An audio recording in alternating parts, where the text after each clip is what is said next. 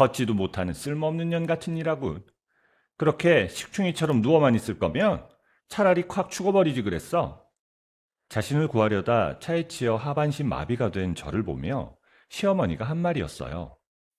그리고 며칠 뒤 남편은 약에 취해 쓰러진 저를 인적 없는 캄캄한 야산에 내다버렸습니다. 15년간 식모처럼 헌신한 대가는 철저한 버림이었어요. 저는 피눈물을 흘리며 다짐을 했습니다. 반드시 살아서 돌아가 저 악마 같은 인간들의 숨통을 내 손으로 직접 끊어놓겠다고. 이제부터 인간의 탈을 쓴 악마들을 향한 가장 우아하고도 잔혹한 복수가 시작됩니다. 사연 시작 전에 구독 버튼을 눌러주시고 어디서 듣고 계신지 댓글에 남겨주세요. 그곳에 늘 행운이 가득하길 바라겠습니다. 저는 강민중과 결혼식을 올리던 날을 아직도 또렷하게 기억합니다. 하얀 웨딩드레스를 입고 식장 안을 걷던 날, 내 손을 꽉 잡아주던 남편 민준의 눈빛은 참 다정했습니다. 세상에 나 하나밖에 없다는 듯 따뜻하게 바라보았어요. 주례 선생님의 목소리가 울려 퍼질 때 저는 이 남자와 평생을 함께 간다면 어떤 어려움도 이겨낼 수 있다고 굳게 믿었습니다. 하지만 그 다정했던 남자가 15년 만에 피도 눈물도 없는 사람으로 변할 줄은 그때의 저는 꿈에도 몰랐습니다. 결혼하고 겨우 한 달이 지났을 무렵이었어요. 시어머니 이말순 여사가 갑자기 쓰러졌습니다. 오랫동안 앓고 있던 병이 갑자기 나빠진 탓이었어요. 병원에서 퇴원한 시어머니는 혼자서 화장실도 가지 못할 정도로 몸이 많이 불편해졌습니다. 그때 남편 민주는 내 앞에 마주 앉아 너무나 당연하다는 얼굴로 말했습니다. 여보, 엄마 모시는 건 당신이 좀 맡아줘야겠어. 나는 밖에서 돈을 벌어와야 되잖아. 그리고 엄마도 며느리 손이 편하다고 하시네. 저는 그 말을 듣고 가슴이 답답했지만 아무 대답도 하지 못했습니다. 할 말이 없어서가 아니었습니다. 이제 막 결혼한 새댁이 시어머니 병수발을 못하겠다고 거절할 용기가 나지 않았어요. 그래도 여보, 나도 지금 다니는 회사가 있는데 갑자기 그만두면. 아, 그럼 몸도 불편한 우리 엄마를 생판 모르는 남의 손에 맡겨? 당신이 집에 버젓이 있는데? 사람이 왜 그렇게 이기적이야? 남편의 큰 소리에 저는 결국 고개를 숙이고 말았어요. 신혼살림을 차린 지 한 달 만에 저는 시어머니의 똥오줌을 받아내는 간병인이 되었습니다. 다니던 직장에는 사직서를 냈어요. 내 이름 석자로 당당하게 돈을 벌고 인정받던 내 인생은 그날로 끝나버렸습니다. 애미야, 애미야, 나 물 좀 줘봐라. 아휴, 이 집 구석은 아픈 노인네가 물 한 잔도 제때 못 얻어먹네. 병원 간호사들은 부르면 득달같이 달려오던데. 죄송해요, 어머님. 부엌에서 찌개 끓이느라 못 들었어요. 여기 물 드세요. 저는 아무 말 없이 물컵을 시어머니 손에 쥐어드렸어요. 하지만 시어머니는 물을 한 모금 마시더니 얼굴을 팍 구기며 컵을 제 쪽으로 밀어버렸습니다. 아휴, 물이 왜 이렇게 미지근해? 내가 아파서 누워있다고 며느리가 나를 무시하는구나. 시원한 물로 다시 떠와. 네, 다시 떠올게요, 어머니. 그로부터 2년 뒤 첫째 아들 준우가 태어났습니다. 그리고 3년 뒤에는 딸 지아까지 세상에 나왔어요. 누워 계신 시어머니 병수발에 어린 두 아이 키우기까지 겹치면서 제 하루는 지옥 같았습니다. 아침에 눈을 뜨는 순간부터 밤에 쓰러져 잘 때까지 단 1분도 편하게 쉴 틈이 없었어요. 저는 매일 새벽 5시에 일어났습니다.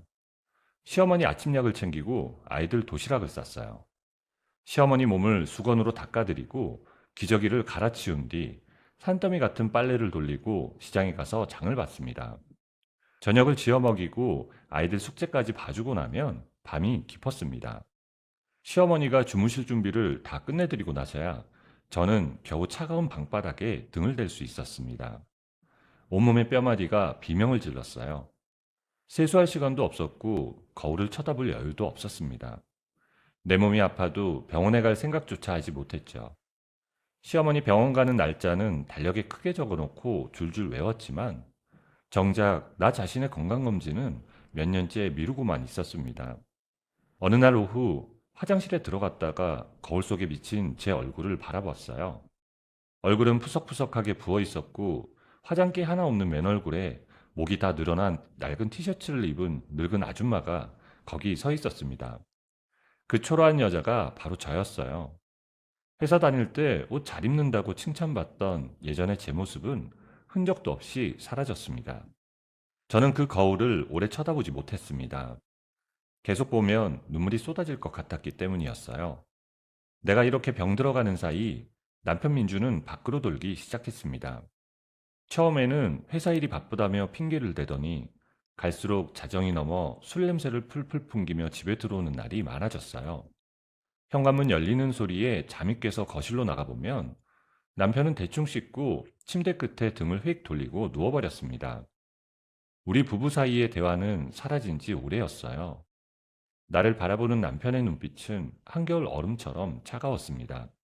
이 집에서 내 이름을 다정하게 불러주는 사람은 아무도 없었습니다. 시어머니는 항상 저를 야 아니면 애미야 라고 불렀고 남편은 아예 저를 부르지도 않았습니다. 그러던 어느 날 밤이었어요. 저는 남편이 벗어놓은 와이셔츠를 세탁기에 넣으려다가 멈칫했습니다. 하얀 셔츠깃 부분에 새빨간 립스틱 자국이 선명하게 묻어 있었거든요. 그리고 코끝으로 아주 진하고 낯선 여자 향수 냄새가 확 풍겨왔습니다. 저는 가슴이 철렁 내려앉아 셔츠를 쥔 채 그 자리에 굳어버렸습니다. 손발이 벌벌 떨렸어요. 야, 너 거기 서서 뭐해? 세탁기 빨리 안 돌리고 빨리하고 밥 차려. 배고프단 말이야. 저는 벌벌 떨리는 손을 감추며 셔츠를 세탁기 안에 쑤셔 넣었어요. 아무것도 묻지 못했습니다. 따지지도 못했어요. 세탁기 뚜껑을 닫고 전원 버튼을 누르는 제 손가락이 가엽게 떨리고 있었습니다. 다음날 저녁 식탁 앞이었어요. 아, 진짜. 요즘 집안 꼴이 왜 이 모양이야? 애들 먹일 반찬은 왜 맨날 풀밭이고, 어머님 드실 고기 반찬 하나 안 내놓고, 집에서 하루 종일 뭐 했어? 내 말이 그 말이다. 네가 내 며느리 맞냐? 밥맛이 없어서 숟가락을 들 수가 없다. 나처럼 아픈 노인네한테 이런 걸 밥이라고 차려준 거냐? 죄송해요. 오늘은 장을 못 봐서. 내일은 고기 사다가 반찬 새로 할게요. 저는 식탁 앞에 앉아 숟가락을 들었지만 밥이 넘어가질 않았습니다. 울음이 목까지 차올랐지만 소리 없이 꾹 삼켰습니다. 밥알을 씹으며 앞을 보니 준우와 지아가 잔뜩 겁먹은 얼굴로 할머니와 아빠 눈치를 보며 밥을 깨작거리고 있었습니다. 내가 억울해도 꾹 참고 침묵하는 이유는 딱 하나였어요. 바로 내 새끼들, 준우와 지아 때문이었습니다. 이제 곧 사춘기가 될 아이들에게 아빠와 이혼한 가정이라는 상처를 주고 싶지 않았거든요. 엄마 아빠가 갈라선 집 아이라는 손가락질을 받게 하고 싶지 않았습니다. 내 아이들만큼은 남부럽지 않게 번듯하게 키워내겠다는 굳은 다짐. 그것이 내가 이 지옥 같은 집구석에서 하루하루를 버티는 유일한 이유였습니다. 당신, 요즘 왜 이렇게 꿀먹은 벙어리야? 사람이 말을 하면 대답을 해야 할 거 아니야? 기분 나빠? 저는 숟가락을 가만히 내려놓고 남편의 얼굴을 쳐다보았습니다. 뭐가, 뭐가 공부한데? 남편은 제 눈빛을 피하며 콧방귀를 뀌었습니다. 더 이상 저와 눈을 마주치려 하지 않았어요. 저는 다음 날도 어김없이 새벽 5시에 눈을 떴습니다. 시어머니 약을 챙겨드리고 아이들 도시락을 쌌죠. 아침 일찍 현관문을 나서는 남편의 뒷모습을 보면서도 저는 잘 다녀오라는 말 한마디 건네지 못했습니다. 남편 역시 뒤 한번 돌아보지 않고 행안히 나가버렸죠. 그렇게 똑같은 하루가 또 시작되었습니다. 하지만 제가 입을 닫고 모든 것을 참아줄수록 남편과 시어머니는 저를 더욱 우습게 보았습니다. 제가 꾹꾹 견딜수록 두 사람은 저를 이 집의 식모나 하녀보다 못하게 짓밟고 있었죠. 눈물도 보이지 않고 화도 내지 않는 바보 같은 제 참을성이 결국 저 자신을 캄캄한 구렁텅이로 밀어넣고 있다는 것을 그때는 미처 알지 못했습니다. 그날 아침은 유독 하늘이 파랗고 맑았습니다. 준우와 지아를 학교 버스에 태워보내고 저는 시어머니를 휠체어에 태워 집을 나섰습니다. 석 달에 한 번씩 꼭 가야 하는 정기검진 날이었거든요. 시어머니는 집을 나서기 전부터 마음에 안 든다는 듯 입을 삐죽거리며 짜증을 냈어요. 아휴, 구운뱅이도 너보단 빠르겠다. 오늘따라 왜 이렇게 꾸물거려? 병원 대기 시간이 얼마나 긴 줄 알면서도 일찍 일찍 좀 움직여. 어머니, 죄송해요. 애들 학교 보낼 준비하느라 조금 늦었어요. 서둘러서 갈게요. 저는 아무 말 대꾸도 하지 못하고 묵묵히 휠체어를 밀었습니다. 병원 접수를 끝내고 대기실 의자에 앉았지만 하필 그날따라 환자가 너무 많았어요. 1시간이 넘도록 우리 순서는 오지 않았어요. 시어머니는 얼굴을 잔뜩 구기며 혀를 끌끌 찼습니다. 아니, 예약을 하고 왔으면 제때제때 의사를 보게 해줘야지. 여기는 의사가 밥만 먹고 노나? 야, 너 접수 제대로 한 거 맞아? 네, 어머니, 제대로 했어요. 오늘따라 환자가 많이 밀렸나 봐요. 조금만 더 기다리시면 곧 부를 거예요. 조금만이 도대체 몇 분이야? 나 허리 아파서 죽겠는 거 안 보여? 빨리 간호사한테 가서 당장 물어봐. 저는 자리에서 일어나 간호사에게 가서 조심스럽게 물어보았습니다. 진료 순서가 2명 남았다는 말을 전해주고 나서야 시어머니는 겨우 입을 다물었어요. 진료를 다 마치고 병원 문을 나왔을 때는 이미 오후 늦은 시간이었습니다. 집으로 돌아가는 길 아주 큰 사거리 횡단보도 앞에 섰어요. 신호등은 빨간불이었습니다. 저는 휠체어를 꽉 잡고 초록불이 켜지기를 기다리고 있었어요. 그때였습니다. 아휴, 차도 한 대도 없구만. 그냥 빨리 건너면 되지. 멍청하게 뭘 서 있어. 어머니, 안 돼요. 아직 빨간불이에요. 조금만 기다리세요. 하지만 시어머니는 제 말이 끝나기도 전에 자기 손으로 휠체어 바퀴를 힘껏 굴렸습니다. 제 손을 거칠게 뿌리치고 차도 쪽으로 불쑥 나가버린 거였어요. 저는 너무 놀라 급하게 손을 뻗었지만 휠체어는 이미 도로 한가운데로 굴러가고 있었습니다. 바로 그 순간이었어요. 저 멀리 골목 끝에서 앵앵하고 시끄러운 사이렌을 울리며 구급차 한 대가 무서운 속도로 달려오고 있었습니다. 구급차는 속도를 전혀 줄이지 않았어요. 순식간에 시어머니와 구급차 사이의 거리가 바짝 좁혀졌습니다. 안 돼! 저는 2번 생각할 겨를도 없이 도로 위로 몸을 던졌어요.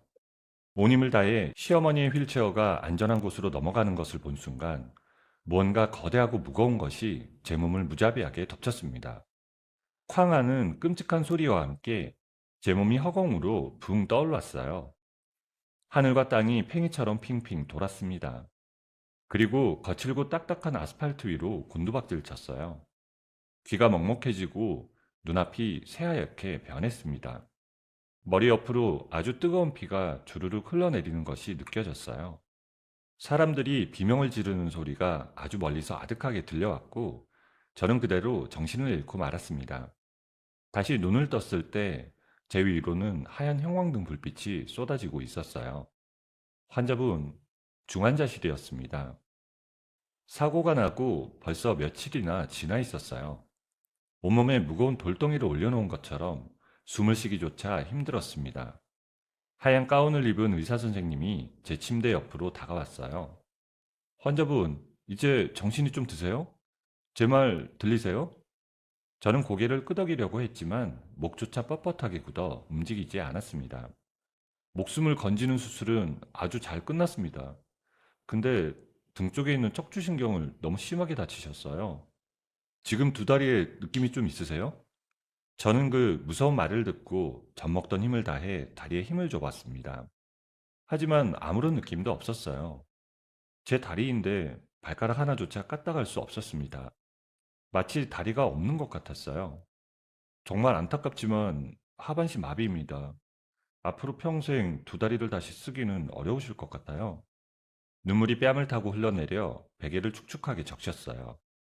소리를 내어 엉엉 울고 싶었지만 목에 꽂힌 굵은 호수 때문에 꺽꺽거리는 숨소리만 났습니다.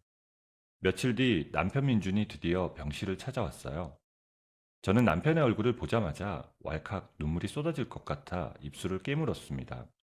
남편이 제 손을 잡아주기를 간절히 바랐거든요. 하지만 남편은 침대 옆에 삐딱하게 서서 제 얼굴을 한번 쓱 내려다보더니 이내 신경질적으로 고개를 돌려버렸습니다. 아, 진짜 미치겠네. 당신 병원비가 얼마나 나온 줄 알아? 입원비에, 수술비에. 이거 돈을 다 어떻게 감당하라고? 여보, 내 다리가. 아, 다리 타령할 때야 지금? 당신이 누워있으면 집안일을 어떡할 건데? 애들 밥은 누가 챙기고? 우리 엄마 대소변은 누가 받아내냐고. 멀쩡한 사람이 왜 차에 뛰어들어서 이 사단을 만들어. 저는 그 말을 듣고 가슴이 칼에 찔린 것처럼 아파서 더 이상 말을 잇지 못했습니다. 남편은 제가 아픈지 얼마나 무서웠는지 몸은 좀 괜찮은지 단 한마디도 묻지 않았습니다. 오로지 돈 걱정과 자기 집안일 걱정뿐이었어요. 그날 오후에는 시어머니가 간병인의 휠체어를 타고 병실에 나타났습니다. 간호사들이 옆에서 다 지켜보는데도 시어머니는 제 침대를 보며 혀를 끌끌 찼습니다. 자기를 살리려다 며느리가 평생 불구가 되었는데도 고맙다는 말은 입 밖에도 꺼내지 않았어요. 아휴, 내 팔자야. 아니, 멀쩡한 며느리도 시원찮을 판에 평생 누워 지내겠다고? 그럼 당장 나는 어떡하라고? 내 밥은 누가 해주고, 내 몸은 누가 씻겨주냐고? 나도 환자인데. 이제 이 집구석은 아주 망했네, 망했어. 간호사들이 시어머니의 독한 말에 놀라 황급히 고개를 돌렸습니다. 저는 눈을 꼭 감아버렸어요. 귀를 막고 싶었습니다. 며칠 뒤 준우와 지아가 남편을 따라 병실에 한번 찾아왔어요. 아이들은 온갖 줄을 달고 누워있는 제 모습을 보더니 겁을 먹은 얼굴로 서로 눈치만 보며 병실 문가에 쭈뼛쭈뼛 서 있었습니다. 제가 힘겹게 손을 뻗어 아이들을 불렀어요. 준우야, 지아야, 이리 와봐. 엄마 손 좀 잡아줘. 준우는 한 발짝 다가오려다가 이내 흠칫 놀라며 뒷걸음질을 쳤습니다. 엄마, 나 지금 친구들이랑 PC방 가기로 약속 있어서 가봐야 돼. 지아는 아예 아무 말도 하지 않고 휙 돌아서서 복도 쪽으로 나가버렸습니다. 허공에 뻗었던 제 손이 갈 곳을 잃고 부들부들 떨려왔어요. 저는 천천히 그 손을 침대 위로 떨어뜨렸습니다. 그날 이후로 남편도 시어머니도 아이들도 두 번 다시 병실을 찾지 않았습니다. 저는 넓은 병실에 철저하게 혼자 버려졌습니다. 간호사가 물수건으로 몸을 닦아줄 때도, 재활치료사가 억지로 굳은 팔을 꺾으며 상체 운동을 시킬 때도 제 곁에는 아무도 없었습니다. 이를 꽉 깨물고 두 팔에만 힘을 주어 침대에서 몸을 일으키는 연습을 하면서 저는 속으로 수천 번 수만 번 다짐했습니다. 절대 이 사람들 앞에서는 울지 않겠다고 말입니다. 그렇게 지옥 같은 1년의 병원 생활이 끝났습니다. 퇴원하는 날 저는 혼자 힘으로 휠체어에 올라 가방을 다시 한번 가보겠습니다. 퇴원하는 날 저는 혼자 힘으로 휠체어에 올라타서 가방을 챙겼습니다. 긴 복도를 지나 엘리베이터를 타고 1층 로비로 내려오니 남편이 차를 대놓고 무표정한 얼굴로 기다리고 있었습니다. 집으로 돌아오는 차 안에서 우리는 약속이나 한 듯 단 한마디도 나누지 않았어요. 숨 막히는 침묵만 흘렀습니다. 도우락 소리가 나고 현관문이 열렸어요. 제가 휠체어 바퀴를 굴려 힘겹게 문턱을 넘어 집 안으로 들어갔지만 저를 반갑게 맞아주는 사람은 단 한 명도 없었습니다. 준우와 지아는 자기 방문을 굳게 닫고 나오지 않았어요. 시어머니는 거실 소파에 비스듬히 누워 제가 온 줄 뻔히 알면서도 텔레비전만 뚫어지게 쳐다보고 있었습니다. 저는 휠체어를 멈추고 좁은 거실을 천천히 둘러보았습니다. 벽지, 식탁, 소파. 1년 전과 달라진 것은 하나도 없었습니다. 이 집구석은 모든 게 그대로인데 오직 다리를 잃은 나 혼자만 비참하게 달라져 있었습니다. 병원에서 퇴원하고 휠체어를 탄 채 집으로 돌아온 지 벌써 한 달이 지났어요. 두 다리를 쓸 수 없게 된 저에게 집안일은 지옥 그 자체였습니다. 부엌 문턱 하나를 넘는 것조차 온몸이 땀범벅이 될 만큼 힘에 부쳤어요. 하지만 저는 매일 아침 이를 악물고 휠체어 바퀴를 굴려 부엌으로 향했습니다. 어떻게든 제 손으로 가족들 밥은 따뜻하게 챙겨 먹이고 싶었어요. 하지만 시어머니 이말순 여사는 제가 다치기 전이나 후나 똑같았습니다. 아니, 전보다 훨씬 더 모질고 표독스러워졌어요. 휠체어에 앉아 끙끙대며 며느리에게 물 한 잔 떠다 주는 법이 없었습니다. 제가 땀을 뻘뻘 흘리며 간신히 차려낸 밥상 앞에서도 시어머니는 매일같이 밉상스러운 투정을 부려댔어요. 아휴, 이게 밥이냐? 간이 왜 이 모양이야? 소금 소태라서 도저히 짜서 못 먹겠네. 헤. 시어머니는 손가락으로 반찬 그릇을 툭 밀어버렸어요. 그릇이 밥상 끝으로 밀려나더니 결국 바닥으로 떨어져 쨍그랑하고 산산조각이 났습니다. 아까운 반찬이 거실 바닥에 엉망으로 쏟아졌어요. 뭘 멀뚱멀뚱 쳐다봐? 더러워 죽겠네. 당장 안 치우고. 저는 휠체어에서 내려와 바닥에 주저앉았습니다. 두 팔로 힘겹게 바닥을 짚고 기어가며 깨진 유리 조각과 반찬을 맨손으로 하나씩 주워 담았습니다. 날카로운 유리 파편에 손바닥이 깊게 베어 붉은 피가 배어나왔지만 저는 아프다는 소리 한번 내지 않고 꾹 참았습니다. 그 무렵부터 남편 민주는 아예 대놓고 밖으로 나돌기 시작했어요. 사흘에 한 번꼴로 겨우 집에 들어왔는데 그때마다 코를 찌르는 독한 술 냄새와 낯선 여자 향수 냄새를 묻혀왔습니다. 어느 날 밤이었어요. 거실 쪽에서 누군가와 영상통화를 하며 히히덕거리는 소리에 잠이 깼습니다.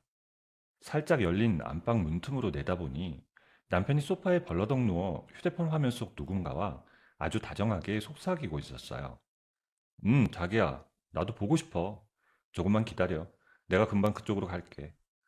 저는 차마 더 볼 수가 없어서 소리 없이 안방문을 닫고 주저앉아 입을 털어막았습니다. 그렇게 지옥 같은 한 달이 더 지난 어느 날 오후였어요. 준우와 지아는 학원에 가고 집안이 무덤처럼 조용했습니다. 저는 안방 침대에 기대어 멍하니 책을 읽고 있었어요. 그때였습니다. 삐삐삐삐 현관문 비밀번호 누르는 소리가 들리더니 곧이어 낯선 여자의 간드러진 웃음소리가 집 안으로 들어왔습니다. 들어와, 들어와. 어머, 오빠, 생각보다 집이 훨씬 넓고 좋네. 저는 덮고 있던 책을 내려놓고 숨을 죽였습니다. 거실을 가로지른 두 사람의 발소리가 점점 안방 쪽으로 다가왔어요. 벌컥하고 안방문이 열렸습니다. 문 앞에는 화려한 옷을 입은 젊고 예쁜 여자가 서 있었습니다. 여자는 휠체어 옆에 앉아있는 저를 보더니 잠깐 멈칫했습니다. 하지만 이내 입꼬리를 삐죽 올리며 저를 머리끝부터 발끝까지 벌레보듯 훑어보았어요. 남편은 뻔뻔하게도 그 여자의 얇은 허리를 다정하게 감싸 안고 안방으로 쑥 들어왔습니다. 인사해. 이쪽은 내 애인 최유라. 어머, 이분이 그 다치셨다는 사모님? 아휴, 평생 휠체어만 타셔야 한다니 정말 불편하시겠다. 이렇게 좁은 침대에만 꼼짝없이 누워 계셔야 하니. 저는 눈앞이 하얘져서 두 사람을 번갈아 쳐다보기만 했습니다. 가슴 한가운데가 시뻘건 불덩이처럼 타오르는 것 같았지만 너무 기가 막혀서 꿀먹은 벙어리처럼 입을 꾹 다물었습니다. 자, 이것 봐. 남편은 침대 옆 탁자 위로 두꺼운 서류 뭉치와 볼펜을 툭 집어던졌어요. 서류가 펄럭이며 제 무릎 위로 툭 떨어졌습니다. 겉장에 적힌 글씨는 선명하게도 이혼 서류였습니다. 잔말 말고 당장 도장 찍어. 위자료 줄 돈은 한 푼도 없어. 당신이 다치기 전에 당신 이름으로 부어놨던 적금 통장도 싹 다 내놓고 빈손으로 나가. 여보, 도대체 나한테 왜 이래? 이게 무슨 짓이야? 무슨 짓은 당연한 거 아니야? 당신이 지금 이 꼴로 집구석에서 뭘 할 수 있는데? 짐덩어리 주제에 애들도 병신 엄마보다는 멀쩡한 나한테 있는 게 훨씬 나아. 맞아요. 사부님, 서로 꼴사납게 굴지 말고 시원하게 도장 찍고 정리하는 게 그쪽한테도 편할 거예요. 저는 덜덜 떨리는 손으로 무릎 위로 떨어진 이혼 서류를 집어들었습니다.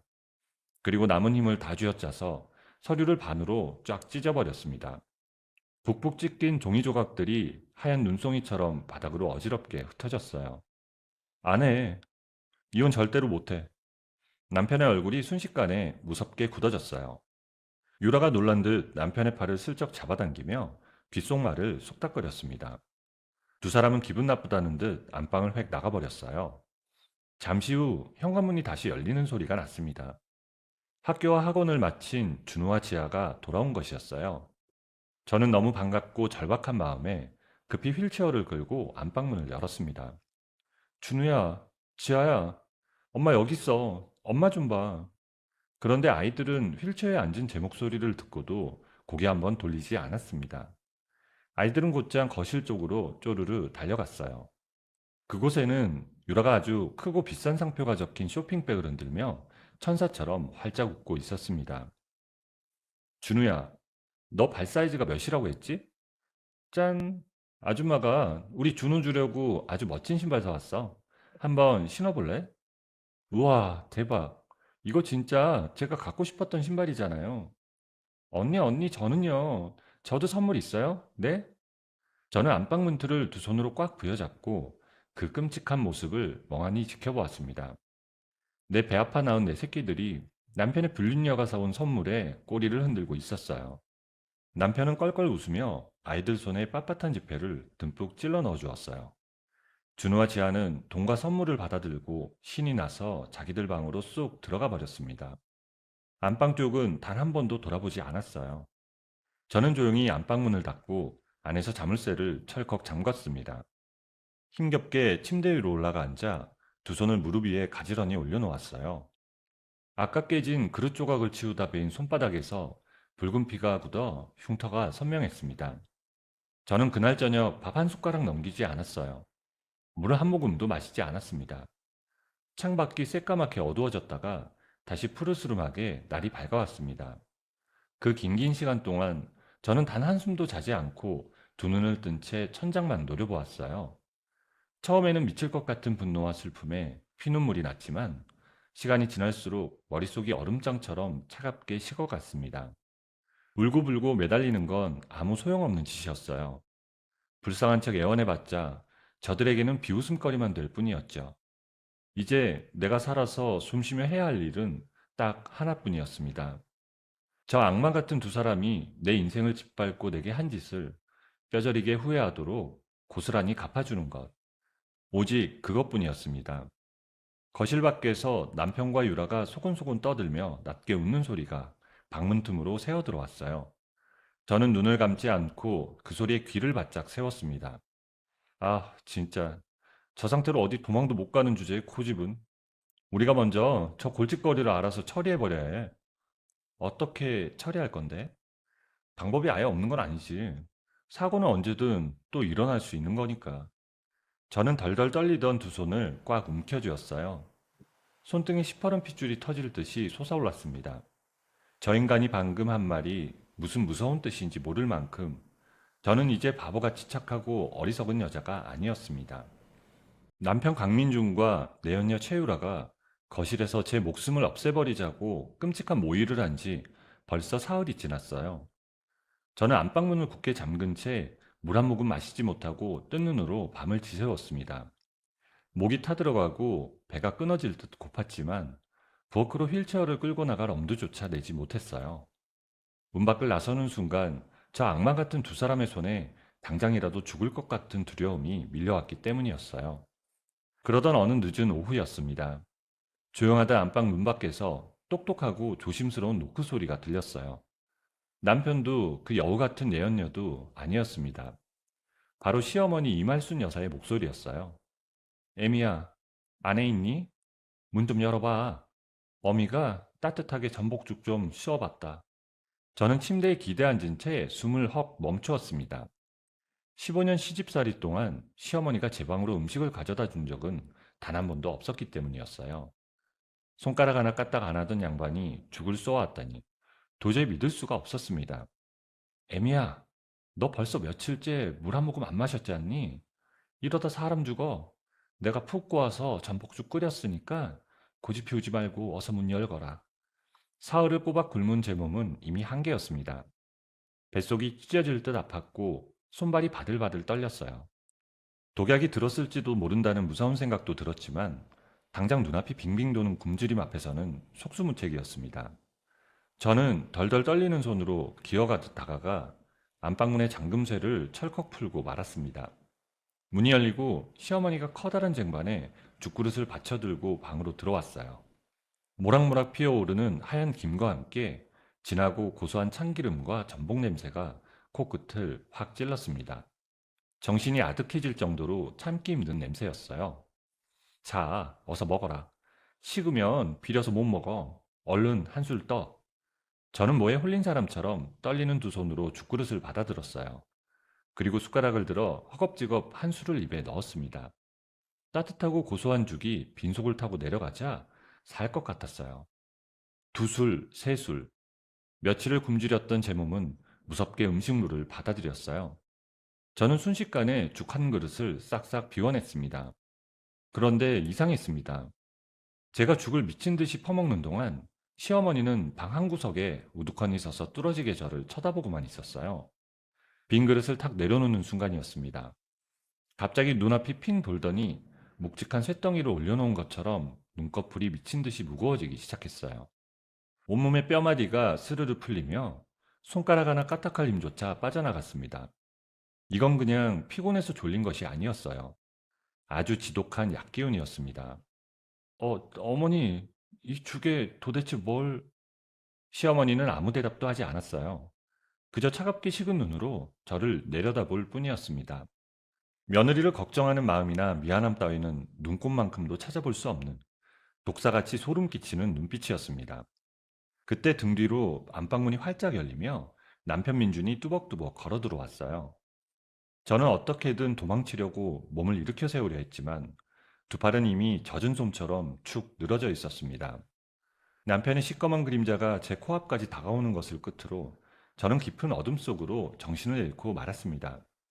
정신이 번쩍 든 것은 살을 애는 듯한 끔찍한 추위 때문이었어요. 얼음장 같은 한기가 뼛속까지 파고들었습니다. 날카로운 나뭇가지가 제 뺨을 쓱 긁고 지나갔고 코끝으로는 축축하고 비릿한 흙냄새가 진동을 했습니다. 저는 헉 하고 숨을 들이마시며 번쩍 눈을 떴어요.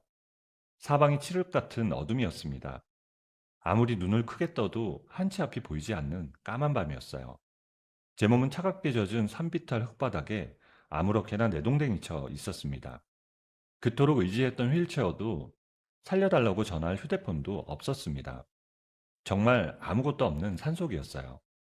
저는 그제야 제가 어떤 상황에 처했는지 뼈저리게 깨달았습니다. 시어머니가 준 수면제를 든 죽을 먹고 쓰러진 저를 남편이란 작자가 이 깊고 으슥한 야산에다 내다버린 것이었어요. 두 다리를 못 쓰는 마누라를 이 첩첩산 중에 버려두고 아무도 모르게 짐승의 먹이가 되거나 얼어 죽게 만들 속셈이었습니다.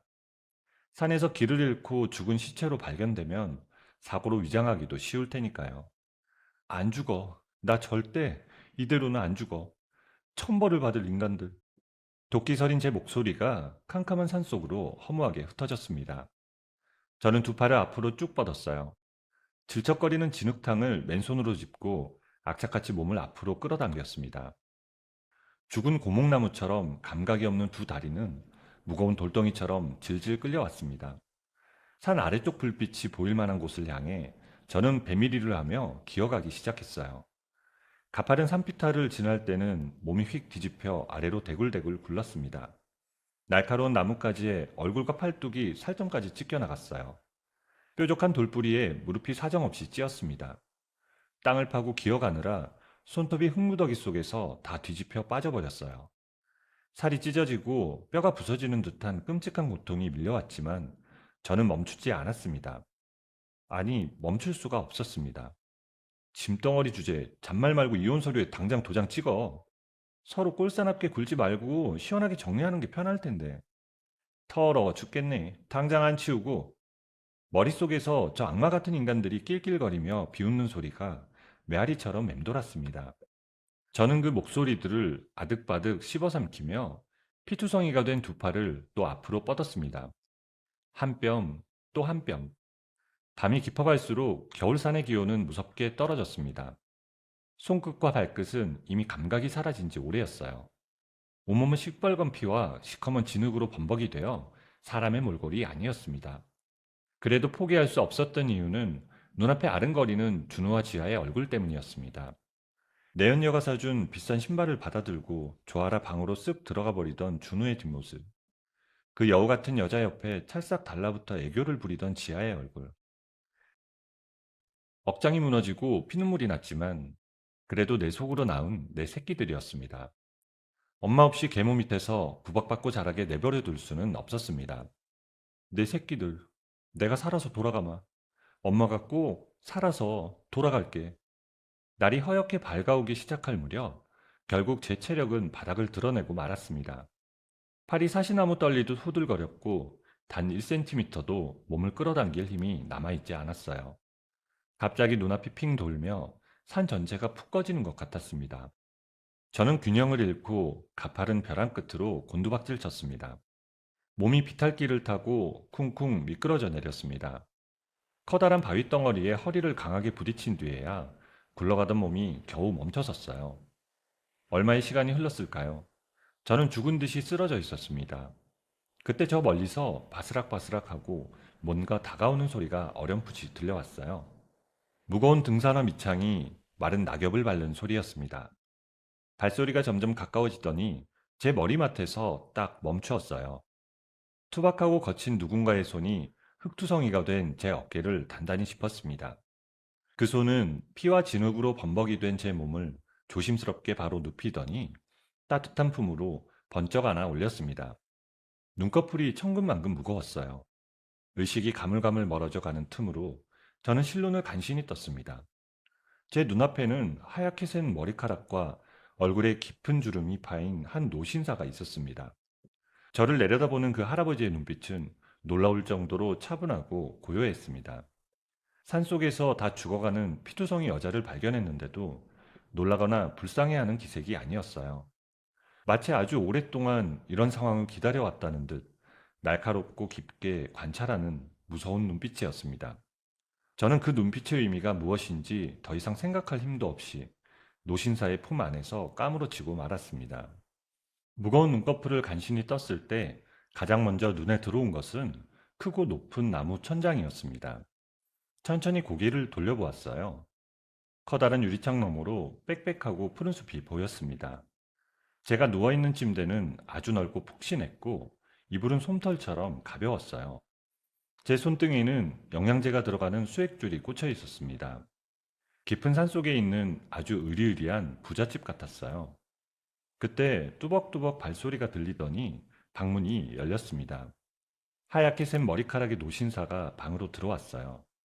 바로 그 야산에서 다 죽어가던 저를 안아올렸던 그 할아버지였어요. 노신사는 침대 맞은편에 있는 푹신한 의자에 천천히 앉았습니다. 그리고 아무 말 없이 저를 가만히 쳐다보았어요. 여기가 어딘가요? 내 집이요. 사람들이 산장이라고 부르지. 이 넓은 산 전체가 다 내 땅이거든. 구해주셔서 감사합니다.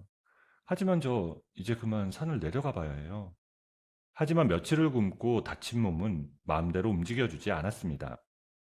노신사는 손을 들어 저를 말렸어요. 억지로 일어나지는 마소. 당신 여기서 사흘 내내 의식 잃고 누워 있었어. 지금 움직이면 큰일 나. 저는 털썩 소리를 내며 다시 베개에 머리를 눕혔습니다.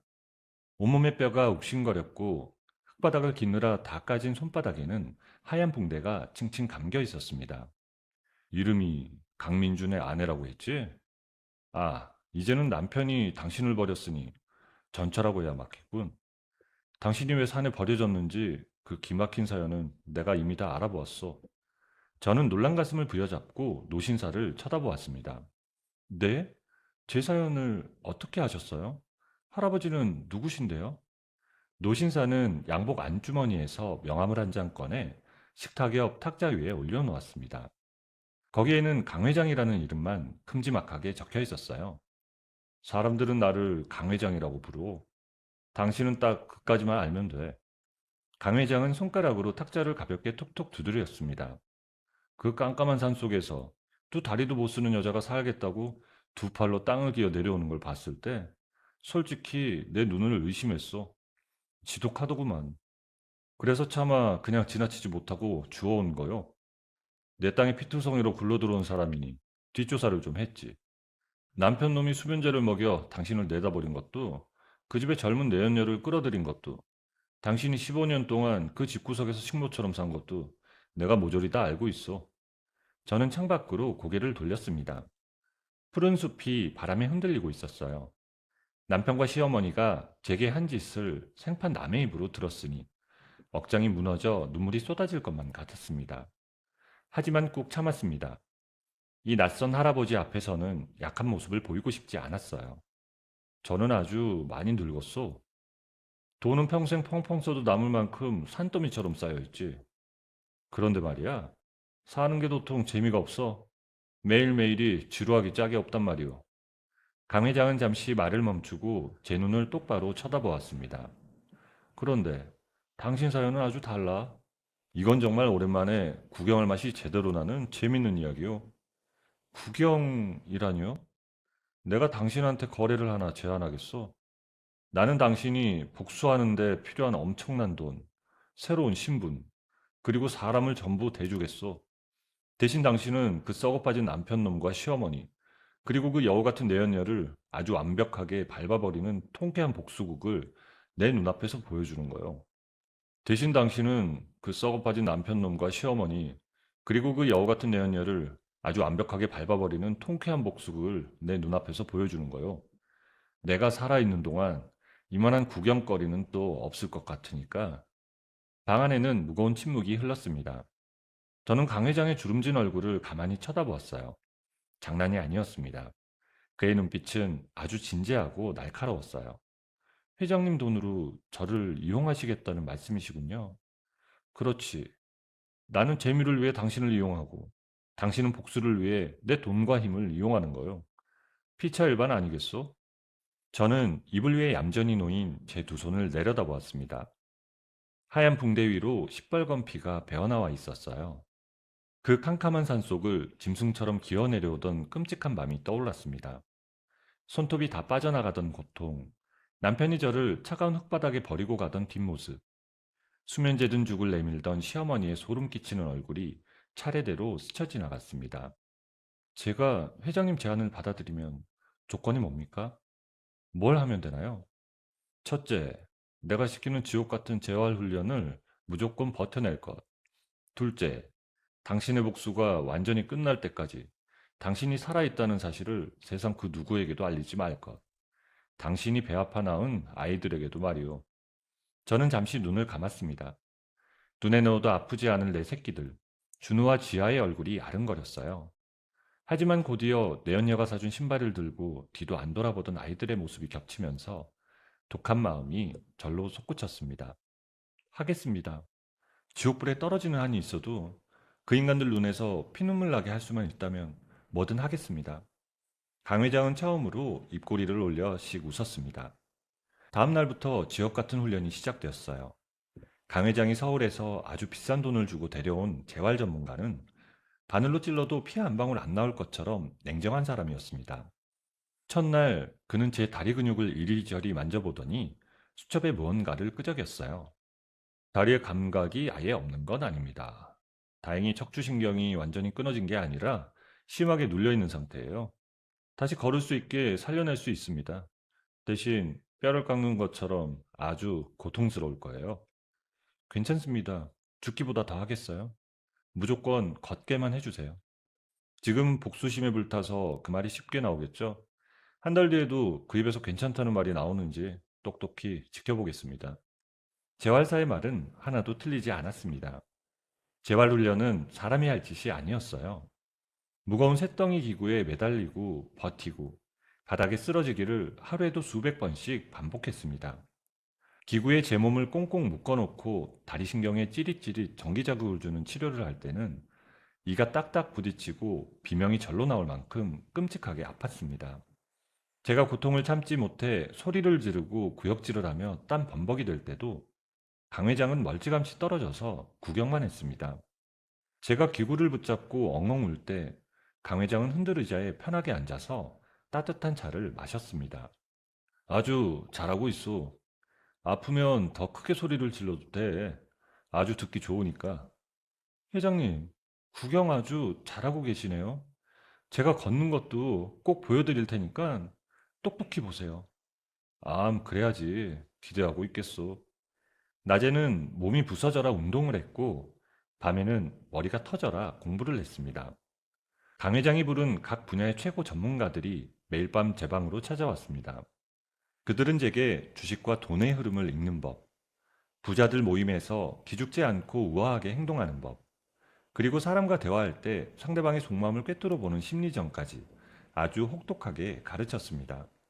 저는 몸이 천근만근 무거워도 허벅지를 꼬집어가며 두 눈을 부릅뜨고 그들이 하는 말을 노트에 빼곡하게 받아 적었어요. 어느 날 밤이었습니다. 강 회장이 제 방으로 쓱 들어오더니 말없이 탁자 위로 사진 한 장을 툭 던졌습니다. 그 사진 속에는 남편 강민준과 내연녀 최우라가 팔짱을 끼고 다정하게 걷고 있었어요. 그런데 유라의 손에 들린 가방, 그것은 제가 평소에 제일 아끼던 바로 그 명품 핸드백이었습니다. 두 사람 지금 당신이 살던 그 집에서 버젓이 부부 행세를 하며 살고 있더군.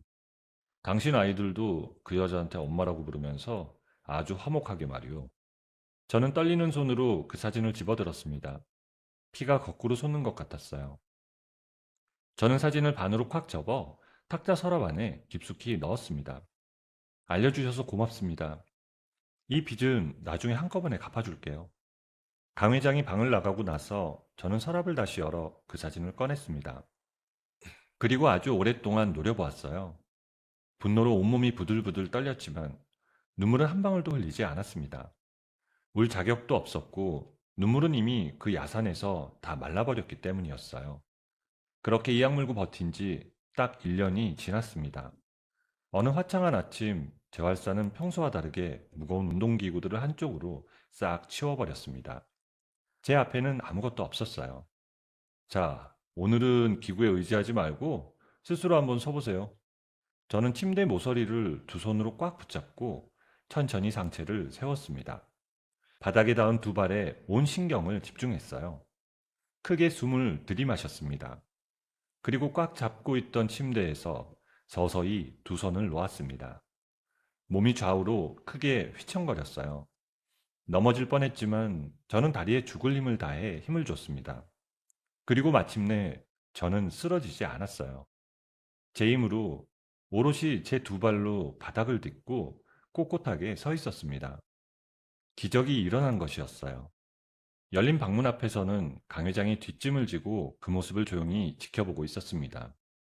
그는 잘했다며 박수를 치지도 활짝 웃지도 않았습니다.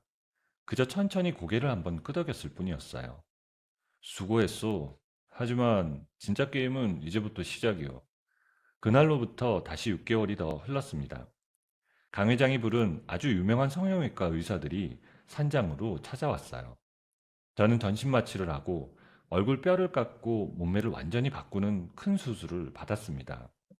제가 수술을 받고 회복하는 동안 강 회장은 밖에서 제가 쓸 새로운 가짜 신분과 완벽한 서류들을 준비했어요. 마침내 얼굴을 칭칭 감고 있던 붕대를 모두 푸는 날이 되었습니다. 저는 전신 거울 앞에 섰습니다. 거울 속에는 난생 처음 보는 아주 낯설고 화려한 미녀가 저를 쳐다보고 있었어요. 퉁퉁 붓고 촌스럽던 얼굴은 온데간데 없고 턱선은 날렵해졌으며 눈매는 차갑고 도도하게 변해 있었습니다. 15년 동안 집구석에 갇혀 매일 시어머니 똥기저귀나 빨던 초라한 아줌마의 흔적은 이제 머리끝부터 발끝까지 단 한 군데도 남아있지 않았습니다. 강 회장이 제 뒤로 다가와 두툼한 서류 봉투를 하나 내밀었어요. 봉투 안에는 아주 빳빳하고 새로운 신분증이 들어있었습니다. 미국 교포 출신 투자회사 대표 백소연. 그것이 이제부터 제가 살아갈 새 이름이었어요. 저는 그 신분증을 손에 꽉 쥐고 거울 속에 완벽하게 달라진 제 얼굴을 향해 차갑게 웃어 보였습니다. 이제 지옥불에서 살아 돌아온 악귀가 되어 그들을 박살낼 차례였습니다. 그 무섭고 캄캄한 산속에 버려진 지 정확히 2년이 되던 날 아침이었습니다. 저는 산장저택의 아주 커다란 옷방 거울 앞에 섰어요. 강 회장님이 미리 준비해둔 수많은 옷들 중에서 저는 어깨선이 아주 날카롭게 각이진 새까만 정장을 골라 입었습니다. 거울 속에는 옛날에 그 불쌍하고 초라했던 며느리의 모습은 온데간데 없었어요. 화려하고 차가운 눈빛을 가진 완벽한 미녀, 백소연이 거기 서 있었습니다. 저는 그 낯선 제 얼굴을 가만히 쳐다보다가 휙 뒤돌아섰습니다. 아침 식사에는 강 회장님이 먼저 나와 앉아 계셨어요. 회장님은 따뜻한 커피잔을 들며 두툼한 서류 봉투 하나를 제 앞으로 쓱 밀어주었습니다. 강민준 그놈이 요즘 아주 똥줄이 타고 있어. 큰 건물을 짓겠다고 일을 크게 벌여놨는데 투자해줄 사람을 못 찾아서 석 달째 쩔쩔매고 있거든. 회사 돈줄이 말라서 당장 부도나기 일보 직전일 거요. 이게 그놈 회사 사업 계획서요. 저는 서류를 툭 펼쳤습니다. 엄청난 사업 규모와 억소리 나는 투자 금액이 적혀 있었습니다. 미끼를 던질 때가 되었군요. 제가 그 돈 많은 투자자로 들어가서 그 인간 숨통을 쥐고 흔들면 되겠네요. 그렇지. 당신이 대표로 있는 가짜 투자 회사와 강남에서 제일 비싼 오피스텔, 그리고 최고급 외제차는 내가 벌써 완벽하게 다 준비해 두었어. 오늘 오후에 비서가 열쇠를 다 넘겨줄 거요. 저는 고개를 들어 강 회장님을 똑바로 쳐다보았습니다. 절대 실패하지 않을 겁니다. 그 인간들 뼛속까지 다 털어먹을 거예요. 그래야지. 어서 아침 드시오. 오늘부터 아주 바빠질 테니까. 그날 오후 저는 서울 강남 한복판에 우뚝 솟은 으리으리한 빌딩 앞에 섰습니다. 엘리베이터를 타고 꼭대기층으로 올라가 오피스텔 문을 열었어요. 번쩍거리는 통유리 너머로 서울 시내가 발밑에 쫙 내려다 보였습니다. 넓은 회장실 책상 위에는 투자회사 대표 백소연이라고 적힌 금박 명함이 놓여 있었어요. 저는 그 명함을 손가락으로 가볍게 쓸어 보았습니다. 유리창 가까이 다가가 아래를 내려다 보았어요. 저 수많은 사람 속에 강민준이 있고 최유라가 있겠죠. 저는 크게 심호흡을 하며 눈을 감았다 떴습니다. 지난 슬픔에 빠져 울고 있을 시간이 없었어요. 이제 진짜 사냥을 시작할 때였습니다. 사흘 뒤 저는 비서들을 대동하고 남편 강민준의 회사 회의실로 당당하게 걸어 들어갔습니다. 복도를 걷는 동안 심장이 터질 것 같았지만 저는 호흡을 가다듬고 꼿꼿하게 걸었습니다. 회의실 문이 활짝 열렸습니다. 가장 상석에 남편 강민준이 앉아 있었습니다. 저를 산에버리고 죽이려 했던 그 악마 같은 얼굴을 2년 만에 마주하는 순간이었어요. 가슴이 철렁 내려앉고 피가 거꾸로 솟는 것 같았습니다. 하지만 저는 걸음 한번 흔들리지 않고 아주 도도하게 의자를 빼고 앉았습니다. 아이, 어서 오십시오. 백소연 대표님이시죠? 소문은 익히 들었습니다. 누추한 곳까지 직접 와주셔서 정말 영광입니다. 앉으시죠. 제가 시간이 별로 없어서요. 민주는 제 싸늘한 태도에 잠깐 찔끔하더니 이내 손을 비비며 아부를 떨었습니다. 네, 대표님. 이번 건물 짓는 사업은 저희 회사의 운명을 건 역대급 공사입니다. 수익은 제가 목숨을 걸고 보장합니다. 대표님 같이 대단하신 분이 큰 돈을 투자해 주신다면 정말. 저는 서류를 읽는 척하며 민준의 얼굴과 옷차림을 쓱 훑어보았습니다. 그 사이 얼굴에 기름기가 번질번질 흐르고 살이 뽀얗게 올랐습니다. 입고 있는 양복과 시계는 모두 눈이 튀어나올 만큼 비싼 명품이었어요. 제가 다치기 전에 안 먹고 안 입고 모았던 피 같은 적금, 그리고 제가 죽은 줄 알고 타낸 끔찍한 생명보험금으로 저렇게 호의호식하고 있는 것이었습니다. 당장이라도 뺨을 후려치고 싶을 만큼 속이 뒤집혔지만 저는 눈 깜짝하지 않고 무표정한 얼굴을 유지했습니다. 글쎄요, 글쎄요. 저는 확실하게 돈 냄새가 나지 않는 곳에는 10원 한 장 안 씁니다. 강 대표님 말씀만 듣고 그 큰 돈을 어떻게 믿고 맡기죠? 아닙니다, 대표님. 제가 내일 당장 수익 증명 서류를 완벽하게 다시 꾸며서 일단 생각해 보죠. 내키면 나중에 연락드릴게요. 제가 매정하게 돌아서자 애가 탄 민준이 황급히 뛰어나와 제 앞을 가로막았습니다. 대표님, 이러지 마시고 오늘 저녁 식사라도 저와 함께 하시죠.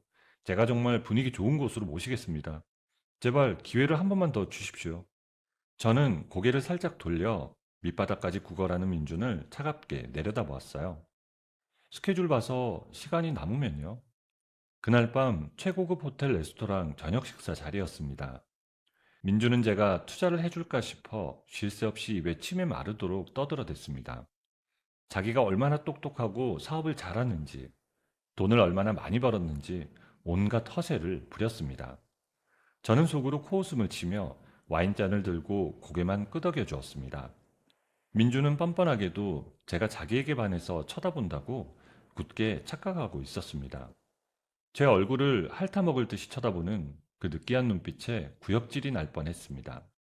대표님처럼 예쁘고 돈 많은 분이 어쩌다 아직 혼자이신지 모르겠습니다. 혹시 대표님은 어떤 스타일의 남자를 좋아하십니까? 저는 들고 있던 와인잔을 테이블에 탁 내려놓으며 민준을 정색하고 노려보았습니다. 능력 있는 남자요. 쥐뿔도 없으면서 입만 산 남자는 질색입니다.